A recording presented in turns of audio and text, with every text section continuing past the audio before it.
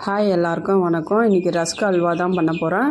வாங்க பார்க்கலாம். ஒரு மிக்ஸி ஜாரில் 10 பீஸ் ரஸ்க்கு துண்டி எடுத்து நல்லா பவுட்ரு பண்ணி அரைச்சி எடுத்து வச்சுருக்கேன்.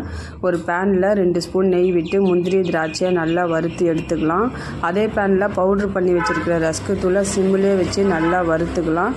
அது நல்லா வறுத்ததுக்கப்புறம் நம்ம ஒரு தட்டில் அதை மாற்றிட்டு அதே பேனில் 2 கப்பு தண்ணி விட்டு நல்லா தண்ணி கொதிச்சதுக்கப்புறம் நம்ம பவுட்ரு பண்ணி வச்சுருக்க ரஸ்க்கு தூளை அதில் போட்டு நல்லா சிம்மிலே வச்சு நல்லா கிளறி விட்டுக்கிட்டே இருக்கலாம். ஒரு திக்கான பதம் வந்ததுக்கப்புறம் எந்த கப்பில் ரஸ்க்கு தூள் எடுத்தோமோ அதே கப்பில் சுகர் 1 கப்பு போட்டு நல்லா சிம்மிலே வச்சு நல்லா கிளறி விட்டுக்கிட்டே இருக்கலாம்.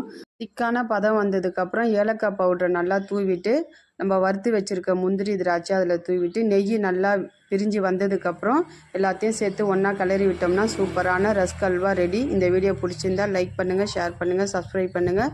நீங்களும் ட்ரை பண்ணுங்கள். சூப்பராக இருக்கும். Rusk halwa ready.